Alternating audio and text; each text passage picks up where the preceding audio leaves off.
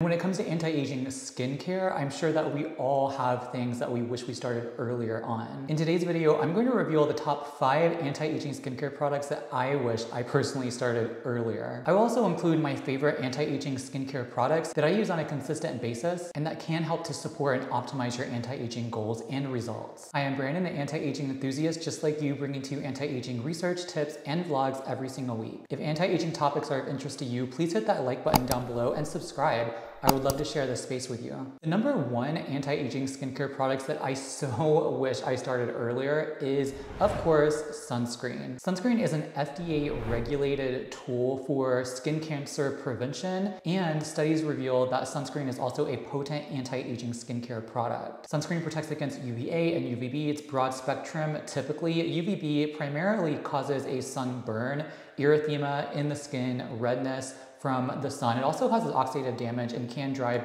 the pathogenesis of the visible signs of aging to a certain degree, but UVA, ultraviolet radiation from the sun, is the primary driver of the visible signs of aging. And when it comes to supporting and protecting youthful skin, sunscreen is a must, including at earlier stages of life. But the problem is many of us just did not use sunscreen. It wasn't a thought whenever we went outside to go play. It just wasn't something that we just put on naturally. I didn't start wearing sunscreen consistently every single day until about 6 years ago. The reason being was because I grew up with sort of like a natural mindset. I've always just sort of like thought that chemical-based sunscreens can seep into the bloodstream and cause ill effects. And there are some small studies suggesting that, but the large data out there and the decades of research we have not shown a consistent association or causative factor between chemical sunscreen use and ill health effects. The data just aren't there. That being said, I would try off and on, before 6 years ago, I would try off and on mineral-based sunscreens, and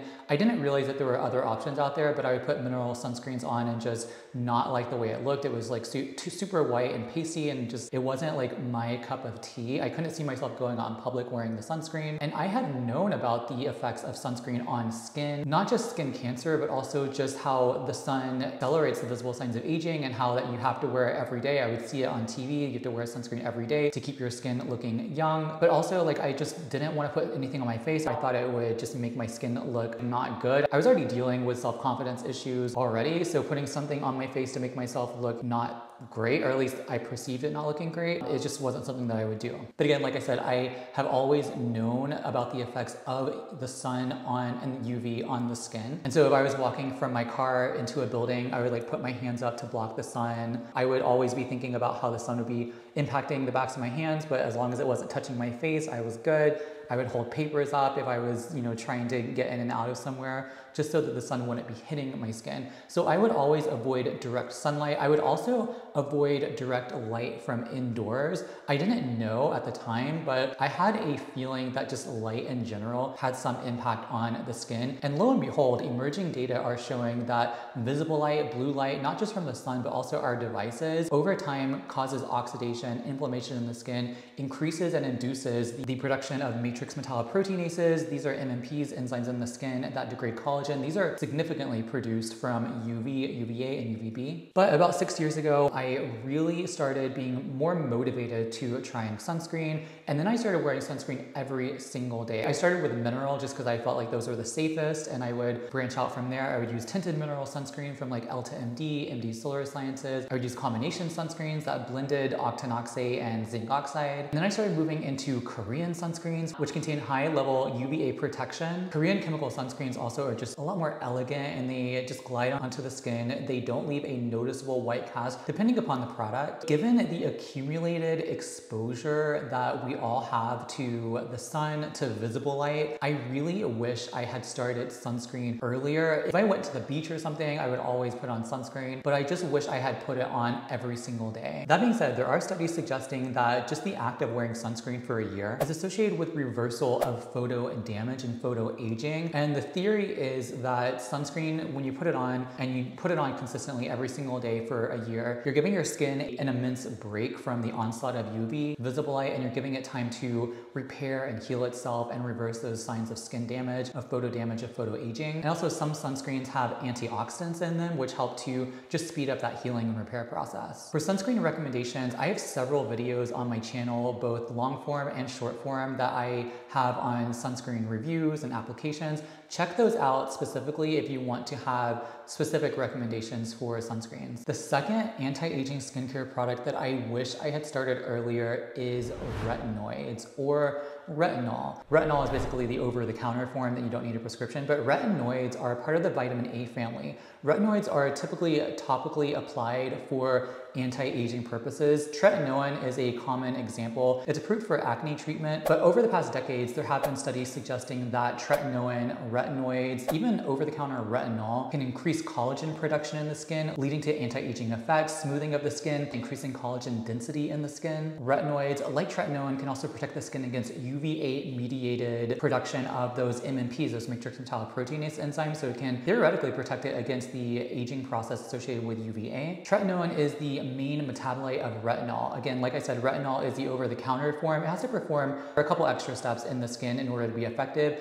and so theoretically it can be less effective than prescription-grade tretinoin, but retinol can also be more tolerable, less irritating than prescription-grade retinoids. But tretinoin, a prescription-grade tretinoin, prescription-grade retinoid, which I have used in the past and I'm getting a new prescription in the next week, not only increases collagen in the skin and protects against that production of those enzymes that degrade collagen, but it can also help to reduce hyperpigmentation, sunspots, those visible signs of aging other than wrinkles and fine lines. Tretinoin is also a really good exfoliant. So exfoliants basically help to remove a top layer of dead skin cells to reveal younger, fresher looking skin. In my case, when I was using it, I was using tretinoin and it was for the first time. It is fairly drying. I didn't really notice that it was drying my skin out because I didn't have those the peeling reactions or anything like that, but it did increase my redness. I think I was using too much. People commented on my past videos where I was using too much, but you try getting like a pea-sized amount and rubbing the whole thing over your face and neck, that's difficult. I think next time I'm gonna